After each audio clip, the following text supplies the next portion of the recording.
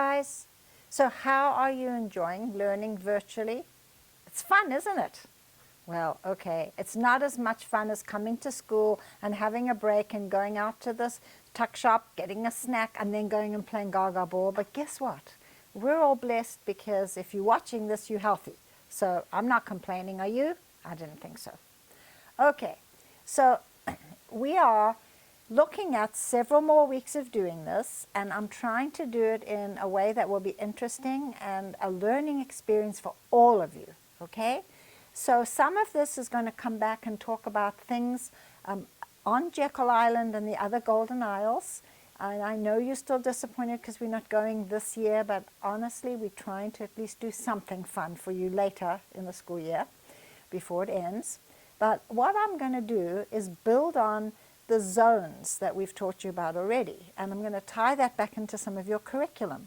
Now, you know, last week we talked a lot about a whale and things that the whales eat and all that kind of stuff, and it's going to look like we're making a massive jump, but we're not really, because, you know, that was all maritime as well. But I'm going to take you into the maritime forest with this week's lessons. And you know that there's 4 zones, and usually I teach that one fourth, but I want to do that one up front this time because of the things I want to talk about. Shh, I'm working under the covers. Well, under the umbrella, because of the UV rays and the ticks.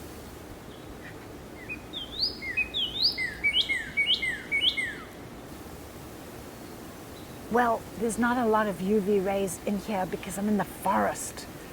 Okay, what am I looking for? Well, I'm looking for some things that might be Georgia state symbols in the forest. So we'll go carefully and see what we can find. I'm looking for a tree. You remember what that tree was? Yes, the live oak.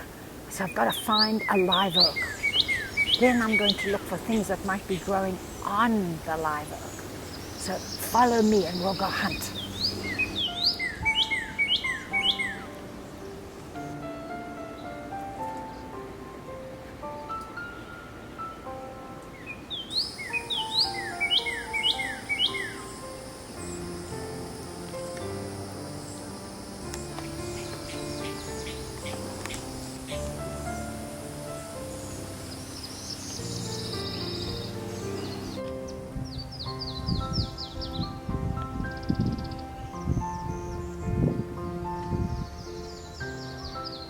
Well, I'm still looking for the live oak, but I found a magnificent southern magnolia. Oh, it hasn't bloomed yet, but it gets those big saucer-shaped flowers, white ones. I love this tree. Look at the leaves.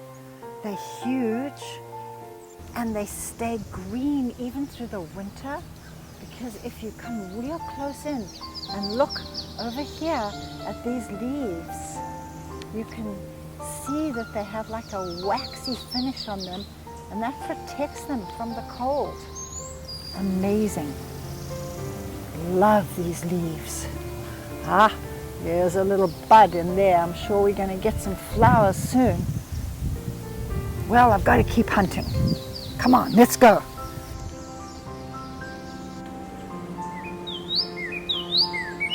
Well, I've been hiking.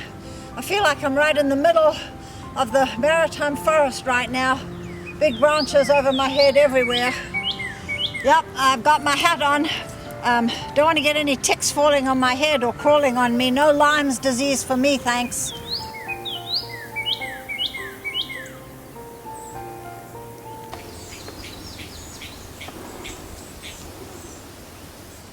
So, of course, when you walk into a maritime forest, the first thing you notice is what? Okay, I'm listening. Okay, let me reword that. The first time you walk into any forest, what do you see right away? Yes, trees. And there's this green glow because the leaves are usually pretty green, right? And we get other colors, but green. So some of the things I want to focus on are, okay, what makes the leaves green? Why are these leaves very important to us? Do the leaves perform functions like we perform functions. They don't have systems the way we have systems, but can a leaf respire? Can a leaf perspire?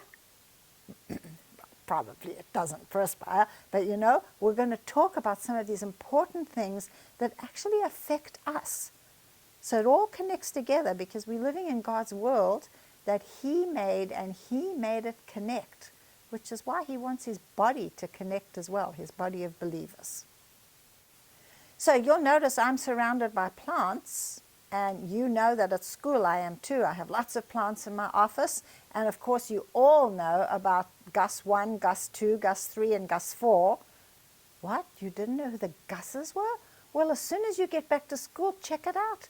Mr. D and I go in and water the Gusses several times a week to keep them alive. The first one started off in the basement at our house. But we didn't bring Gus home, none of the Gusses. They were too heavy for us to lift. But we did bring the olive tree. You know, this little guy was only about this big when I got him. And I will tell you that one of my students gave me this olive tree because he did his 6th grade project on olive trees. Okay, so this olive tree is loving life and growing, and look at all the new buds here. Well, what helps them get new buds? We'll have to be talking about that over the next few weeks. Now, my crazy plants think that it's Christmas time. Okay, because we're all home, so they figured it was Christmas time, and my Christmas cactus got some beautiful flowers on them. Well, the violet is confused because violets are really sort of spring flowering, but this one's doing pretty well. And everybody needs one of these in their home, because when you burn yourself, you just take a little piece of one of the little fronds off and put all the lovely stuff that's inside, because it's an aloe plant and it's got vitamin E in it and it helps burns. And then, of course, I've got all the others. Okay, so what are we going to learn? Some years ago, in my spare time, I wrote a curriculum, and we called it Divine Designer. And from time to time, I use bits of it in class. You just don't know I'm using bits of it in class. To be honest, we wanted to publish the whole thing, and I'm not going to lie, that's very expensive, and so we really never got the whole thing published. And now I'm going to show you that this is the main teaching book, and you're probably saying, what a mess, look at all those stickies hanging out. Well, number one, I like stickies, and number two, these are all at places where I could use them in my lessons during a usual school year. But what I've decided to do is to kind of take a little different tact right now to help you kids, to help moms and dads, and to help me as we go through the next whole month doing schooling online. You see, I've got all these pages in here, and they're mine, so they're not copyrighted by anybody else. They belong to us, and so I can just upload all of these, and we can work through some of these pages together. I think you'll like that. And you may say, well, this isn't the normal curriculum. True, but when we Zoom together, I'm going to tie some of this back into what you would have been doing with me. Don't forget, we would have had 2 weeks when there was no school at the property, because we would have been on expedition and then on spring break. So I'm kind of pulling this into stuff we would have learned perhaps on the expedition. The first thing that we're going to be doing out of this book is what I called a green lesson. Now, I just want you to know how I wrote this. A green lesson. Not just because it's leaves, but because I wanted to have God's fingerprint everywhere, because it was called what? Divine Designer, because He's the Divine Designer. And so I broke my lessons into colors, and I had red section. Can you help me with this? Orange, yellow, green, blue, and then indigo and violet. And each section had several lessons in it. So I'm pulling some out of the green section, which interestingly enough, of course, we happen to talk about leaves. So the first week, we're going to just do some basic information about leaves, and actually you're going to learn a little bit about plant structure and just some of the things you need to know about leaf structure and names of types of leaves, shapes, and the margins and the venation, and some things like that. There'll be some activities for you to do. There will also be a few other kinds of activities that I'll mention when I do Zoom. but I'm hoping that this is going to be pretty awesome. I'm going to show you my first page. So at the beginning of each section, the way that I did this was to really help people know where we were going. Ah, you've heard this before if you're in 7th grade or 8th grade, words of the week. Yes, I've been doing that for years. It's a way to learn to really study. And so I gave a whole lot of new words in here. Now, you wouldn't have had to necessarily come back and do all of those from memory, but you needed to know what they were and how to study them and apply them. So I'm going to ask you to know those because there will be a diagram, and so it's not the definition I'm looking for, but for you to be able to tell me where on the plant these things belong. So it would be the anatomy of a plant instead of the anatomy of a whale, okay? And all of the words that are on here, I would want you to know these so that you're very educated. And some of you are saying, well, didn't we learn that in 3rd grade? I hope so, but I hope I'm going to add more information. And maybe you didn't learn it in 3rd grade, but that's okay, we're learning it today. Page numbers may be strange for you, but remember that they're coming out of my book kind of in the middle of the book. The one at the beginning here is page 35. We will be going through page 36, 37, and 38, but this anatomy is page 39. So don't stress over where it is, that you'll find it. These are going to be uploaded, as usual, to your class. Okay. What else is on the front page? You know, it tells you quite clearly what you're going to learn in this section. So that's cool. That's a cool way to start off your studies. All right? You should know the answer to this if you've been in my class. And if you never had me in science, I hope you know the answer to this anyway. According to Genesis chapter 1, when were plants created? I'm waiting. Ah, I'm listening. I heard you, okay? I heard you say day 3. Okay, if you were just kind of looking around on Zoom to see who else said day 3, that's funny, but it's day 3. Go and get your Bible and have a look. But what did he make on day 4? Day 4. Now, in my classes, you should know this because one of the things we do very early on is the days of creation, okay? So you should know day 4, that's when God created the sun and the moon and the stars. So is there a problem here? What do my guys need? They need 2 things, but what's one of the most important things plants need? Yes, sunlight. Okay, now I'm going to just tell you something. These plants were in my room at school, my office room.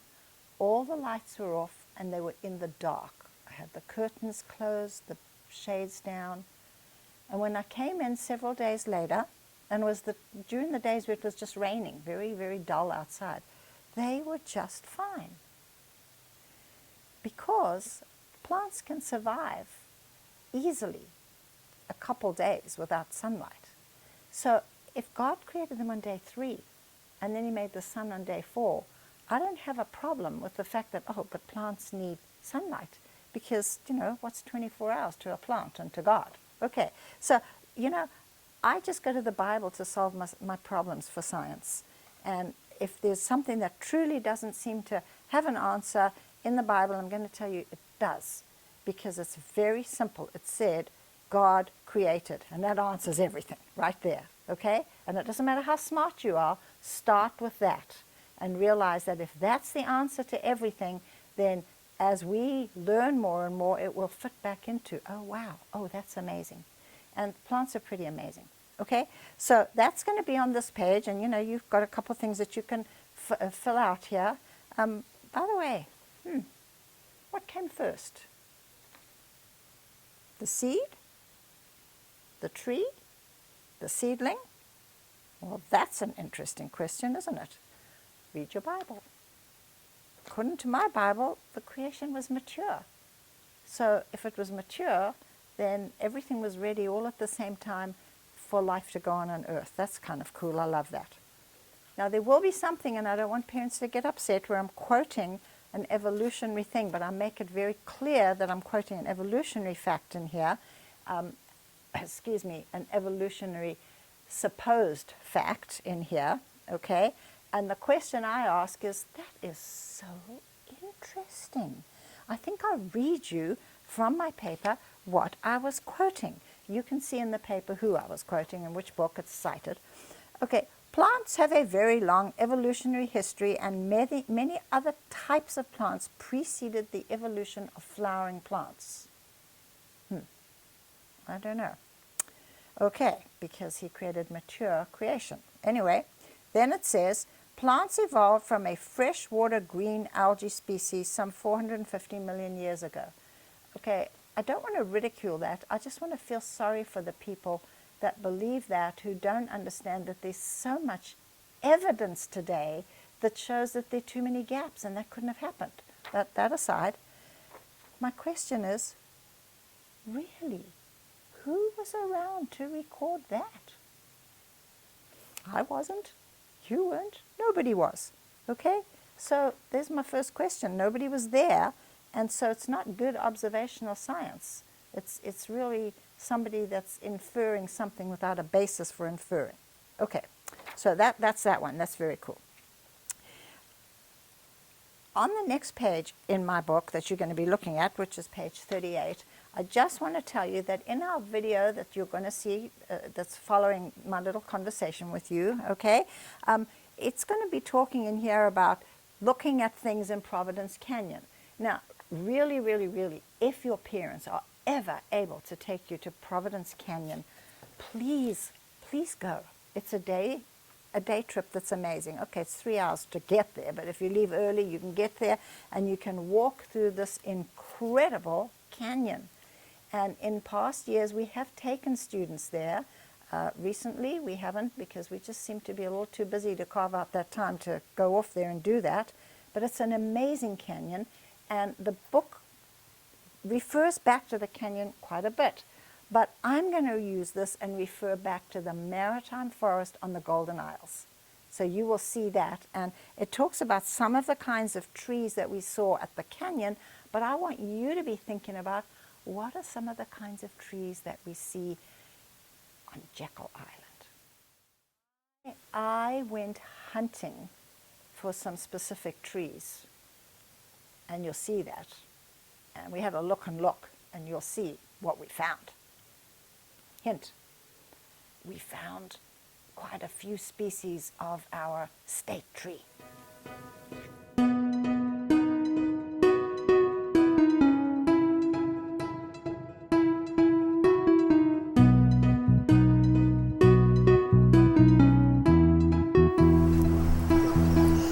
We're about to take a little stroll through a Climax Maritime Forest. Of course, the dominant species here is the live oak. These are magnificent trees, very old, lots of Spanish moss.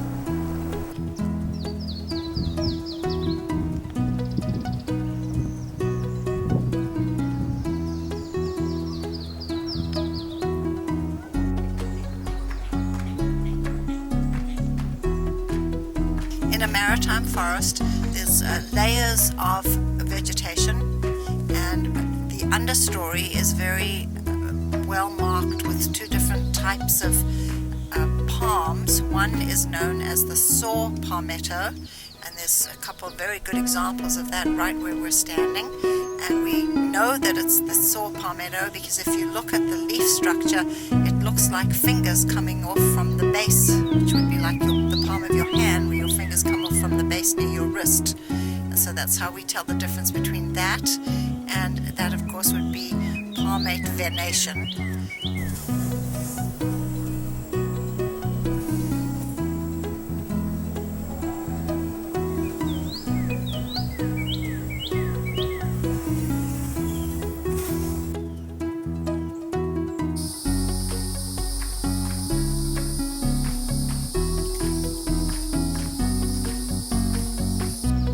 The other one that we have that's very common in this area, it's an indicator species for this area, is the cabbage palm, and that has one center rib with all the fronds coming off from that, and we can see quite a number of those, and they grow much bigger and much taller into trees.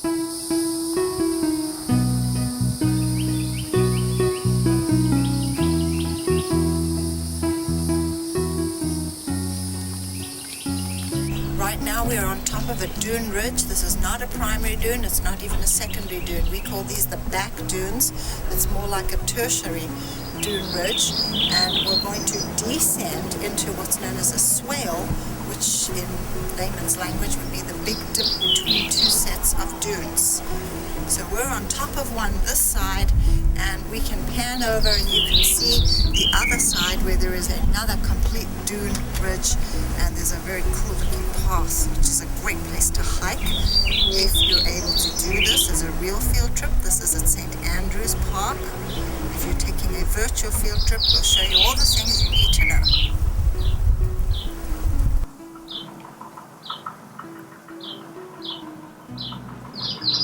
Not every swale has a rope swing, but this one does.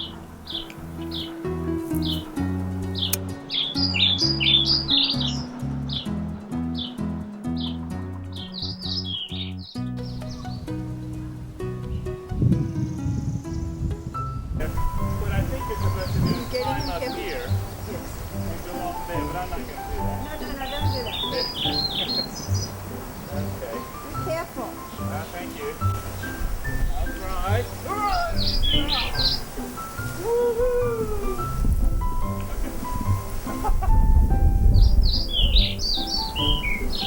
long as it doesn't break, that's amazing. My mother would recite some Robert Louis Stevenson at this point. Oh, sorry. Did you want me to do that? Oh, how I love to go up in the swing. Yes.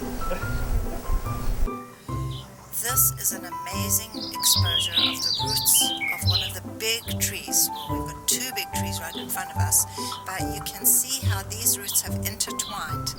And what most people don't realize is the oak tree does not have a deep tap roots. It sends out lots of lateral roots. And the reason these trees can withstand all the maritime wind is because these roots are entwined, as you can see very clearly from this picture. They extend as far as what we call the drip line, which is the distance that the boughs go out to the side laterally. And that is where the roots are, very shallow, not deep, but very strong trees because of how they're twisted and entwined around one another. As you come down the other side of the last dune ridge, you enter into what's known as the salt marsh area. There's salt marsh all over this island, but this is a pretty spectacular place to view it. It's pretty extensive, and as the tide is coming in, you can see little channels where the water's coming up, bringing with it nutrients, much needed nutrients for the little creatures that are living in the salt marsh.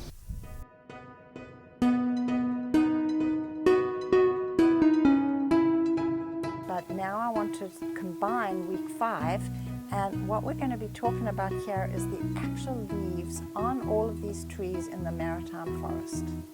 And there are some amazing things that you are going to see in the Maritime Forest.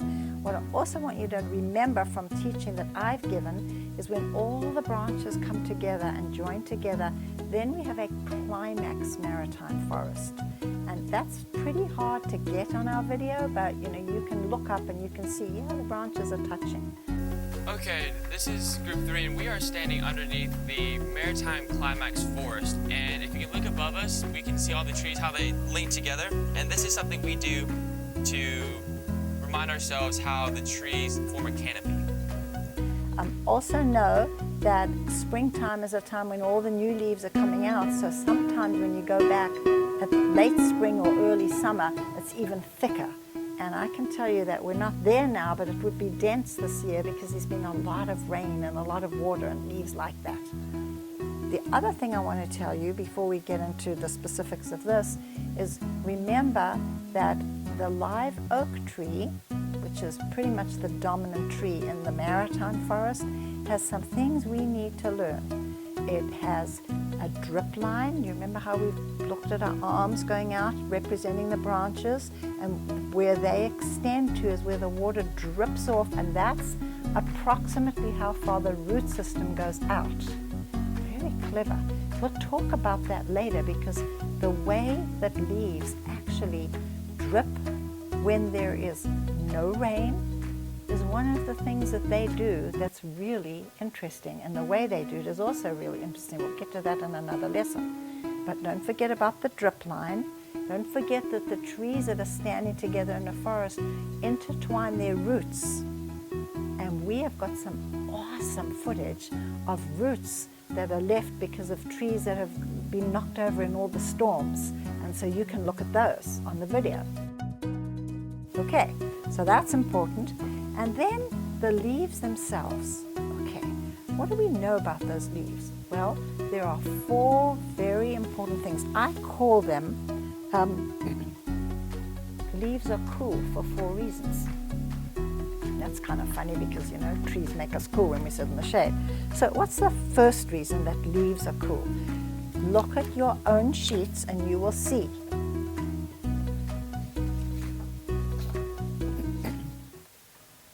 I have given 4 things. They're cool because of the shape of the leaves. Okay, so when we are categorizing all of these leaves and on plants, we look at 4 specific shapes of leaves. Now there's sub-shapes from that, but we get broad flat leaves, and you know, maples are like that, but so are some of the other ones that you can see in forests. And then we can get very long, narrow leaves. Now this is a cactus, but it is still a long, narrow leaf. And I was going to bring in some of my grass from outside, and our wonderful lawn mowing people came and mowed it today, so the pieces I was going to show you are mowed, but I'm sure I can get some by next week when it grows. Okay, and then of course there's this famous southern tree, the pine, and there's varieties of pines, but they have needle-like leaves. Well, this is the reason our cars are covered with pollen. This is the male part of this beautiful pine tree, and it's dispensing all of its pollen everywhere. Here's an old female cone, which has been on the tree obviously over the year. So let's make sure we're getting that. Okay, number 1, we had the broad flat leaves, then we had the long narrow leaves, then we had the needle-like leaves, and then we have scaly leaves. Now I love this because this is a scaly leaf. These are an example of scaly leaves, and some of you might have junipers and things like this in your yard. So that's the first reason why leaves are so cool. Okay? And by the way, don't think that this is just filling in time in these next few weeks. We need plants, and you're going to see that. They are super duper important for our existence. Okay? So we can talk about that later. They're wonderful things. You need plants in your home. Did Mom hear that? Yeah, you need plants in your home. Now you don't have to be quite as bad as Mrs. D with all the gusses, but you need plants in your home. And we'll talk about that later as we go through these lessons. Okie doke. I have an activity for you. I actually want you to make yourself some little cards with cool fact number 1. Cool fact number 1 is about their leaf shapes. So I would like you to make the cards. They can be a little bigger than this if you like. Broad leaves, long, narrow, needle-like, scaly leaves. Okay? It would be better if they were individual cards, kind of like we do the psalm cards on our own little packs of cards, and then we put rings around them. But I would like you to go hunting for leaves and to actually draw them, and if you know the names, that would be wonderful. Now, if you have a yard, there's leaves out there. This is spring. If you live in a high-rise and you don't have a yard, there's 2 things that you could do. One of 2 things. When we're allowed out to go and look at, you know, parks and areas like that, you know, ask if your parents will take you for a stroll in a park and look for leaves. If you're stuck at home and you can't get out, ask permission of your parents to go to a gardening store online and look at plants. There's lots of plants and lots of leaves that you can see. You ask how I know? Because I spend some time sometimes looking at plants, thinking, this would look nice in my yard, that would look nice in my yard. And long ago I used to put them in my yard, but now I'm so busy at Living Science I don't put them in my yard. Okay, so that's an activity. Tells you what to do in here, all right? Very important activity, because I don't want you just sitting around thinking you're reading, doing nothing fun. All right, is there a second important reason why leaves are very cool? Yes, because the leaf margin actually, or the edge around the leaf, is an important thing that helps us identify. Okay, and if you really want to hear the big words that go along with that, what I would say is that leaf margin deals with the morphology or shape of the blade edge. Oh, big word, morphology. It's right there in the booklet that you're getting. So you can even look at these leaves right here on my desk. Okay, the edge of these leaves is a little bit different than the edge of these leaves. And those are very different than the edge of these leaves. And be careful how you touch this, because these are very pokey leaves. One of my favorites is not inside, it's too big, but it's the southern magnolia. That's beautiful too. Bottom line, that we have to divide our leaf edges, or leaf margins is the correct term, once again into different shapes. Now I want to tell you that every leaf classification booklet that you look at is going to add or subtract from these basic shapes, because they say, well, yes, it's like that, but then it also has this, and then it also has that, and you could go on endlessly classifying. I'm keeping this super duper simple, okay? But if it's like this one, it's entire, it's completely smooth all the way around the edge. It's not broken by any lumpy bumpies, okay? But then you can get one that's serrated. And this is not a terribly good example of one because it's kind of spiky serrated. I just know it's pricky. So you can get a serrated margin. I love big oak leaves. I don't have one inside, obviously, but they are lobed. And a lobed one looks just like this. Then you can get this weird word, because sometimes you have leaves that as you're going along the margin, they sort of bump out a little bit, or it looks like they bump out a little bit, and those are called crenate, C-R-E-N-A-T-E. Don't stress, you have this paper. I hope you printed it off. Okay, so now I want you to make cards again, just like you did before, here, but this time it's cool fact 2. And you are going to name the margins and then go outside and look for some leaves, or go online if you have to. I love it if you can get outside, if you're in a place where there is an outside, because it's pretty tough, I know, being stuck inside instead of being running around at the property. No, you don't have to start over. You just have to start from where you drop it. You don't have to start all the way over.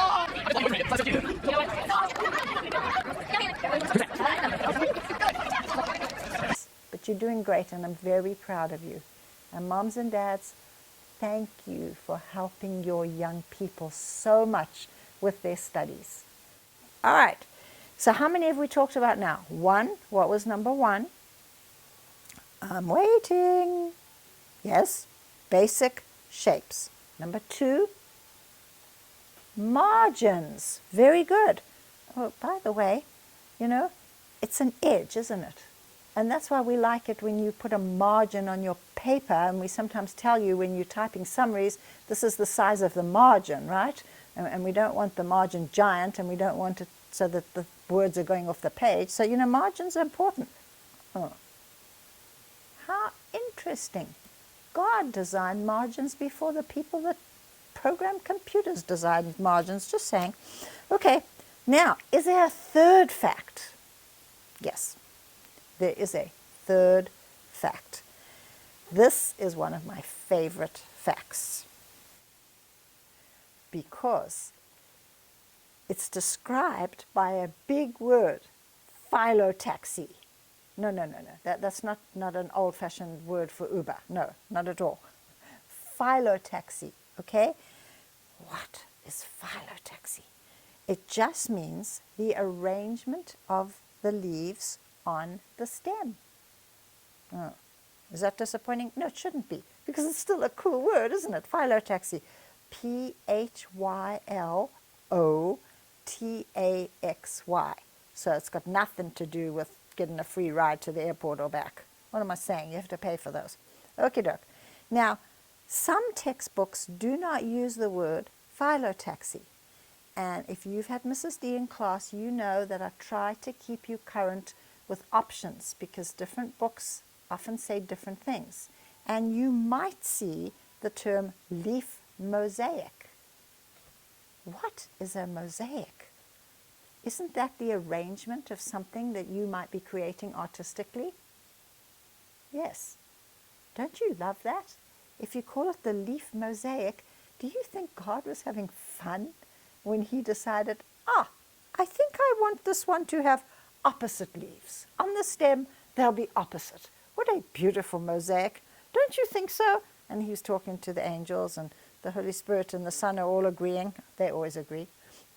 Then, just to be different, how about we have alternate, or alternate, I think I used to say. So instead of being opposite now, how about they like that? Well, that would be very cool. Yes, some of those definitely need to be like that. You know, I like crepe myrtles, only we call them Lagostromia indicus because that's their real name. They're a great example of the leaves going like this, alternate. And I have one outside, but it doesn't have any leaves yet. It hasn't woken up, so I couldn't show you that one. But you know what? We have them at the property as well, so you'll see them when they all wake up. I didn't tell you this, but actually a good example of the ones that are directly opposite is the dogwood tree. And they're in full bloom right now. I have a wacky dogwood outside in my yard. Mine gets its leaves first, then gets its blooms. It's a Chinese dogwood. It's really pretty because these pretty little white flowers sit on top of the opposite leaves. Okay, when that blooms, maybe we can get a picture of that. It still hasn't woken up either. What about ones that kind of go around? Like this beautiful plant here. Well, that's called whorled. Kind of think of the bathtub when you take the plug out and it makes a whirl when the water goes down. So those can be whorled. They're growing around the stem. Then there's one, and we see these when we're hiking, and you want to be careful because they also have stinging little needle thorns on them that are very small. But you can get a rosette where all the leaves are very close in a ring, usually quite close to the ground. Sometimes they can be up on the stem. An example that you would know would be a dandelion. So that would be a bit of a different one, but they join together very close around a stem, but different than growing separately around on a stem. Okay, that was the third cool fact. Yes, you're going to make cards for that one too. And so I've given you a few examples, but if you have a yard, go outside and have a look and see. I mean, you could even check up on a dandelion. I had dandelions early this morning. I don't have dandelions now, and I'm glad because the wonderful people that mowed our lawn lopped off the heads of the dandelions and the leaves. Okay, that's good. The fourth reason why I happen to think that leaves are very cool, okay, and this word is venation. And you're going, what is venation? It's simply the arrangement of the veins. Now, we're not talking about varicose veins like maybe mom or dad might have, okay? But we're talking about these little things that do bring all the nutrients up from, they come up through the roots, through the stem, and into the leaves, and we're going to have to learn why that's important later. But they all come up, and so it's like a network of vascular tissue. That's what the veins are, a network of vascular tissue. Oh, yes, life science people, we've just been looking at the heart, and we have vessels that actually also give life-saving and life-important nutrients, right? As they go, the blood runs through these little vascular tissues. So, you know, there's connections everywhere in God's world and in our science learning. What are the veins? What kind of veins are there? All right, once again, I'm going to tell you that you will look for these. You will find veins that are parallel. parallel veins, where everything is going straight up, lots of grasses.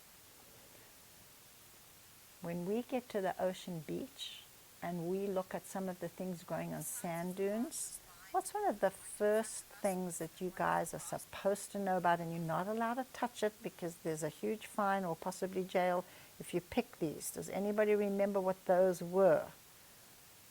If you've been down there, you know, sea oats. Okay, those have the long leaves, okay, with parallel veins. So parallel veins can be seen very well on this sample. This came from one of my iris plants. It looks like something was chewing it, so I brought it in, but poor plant. But you can have a look at this. And it comes all the way up, and all of the veins are running parallel. It's a lot of good information when you know about that, because that usually will tell me something else about the plant, which we can get into later. If there is one main vein, and I'll show you the back, going all the way up like this with little itty-bitty branches coming off of it, we call that pinnate. Lots of plants are pinnate. I have another one here. This one came off a ligustrum. Actually, this one came off a loropetalum. And if you were up very close and personal, you could see there's a teeny tiny serration to the edges here. So I'll leave those there. And then this one actually had been a daffodil. They're done blooming now, but that was a big long leaf that came off one of mine, and you can see that that's also parallel. So what's the other one? Because there are three. I don't have one here to show you right now, but there's lots of pictures that you can see on the video, because the last one is palmate, where it looks like the veins are coming from the palm of your hand from one place.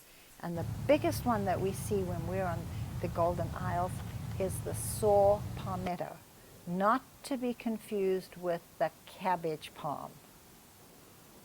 Okay, so that's a lot of learning. And your activity is to make your cards, but your activity is to go looking for plants and getting familiar with them, and also breathing in some of the fresh air while you're outside. If you have questions, just let me know. Okay, so that's quite a lot of learning there, but there are some fun things to do. Now, this one you can do with your siblings as you walk around outside. You'll have to make a couple copies of this. I made this up.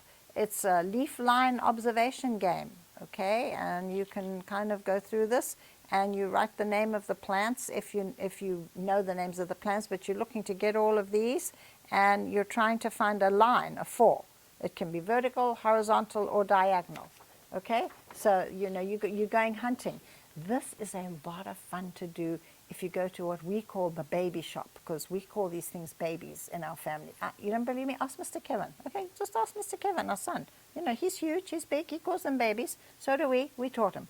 Okay, but I know you can't go do this now, but even walking through Walmart's babies, not now, wait until we're off restriction, or going to Home Depot, or this is free advertising for them, isn't it, Mr. D?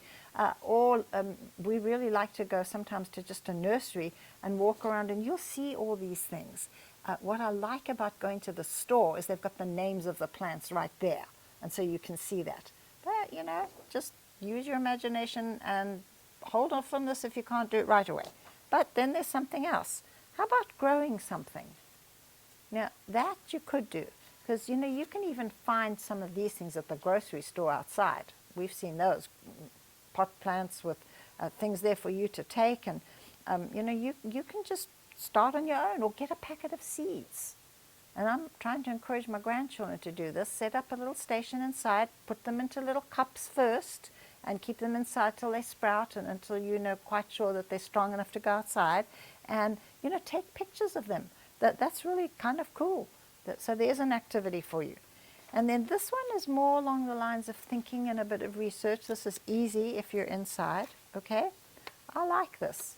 This is called Know Your Tree project. And okay, it's not a long-term project. You need to have this done as part of your homework.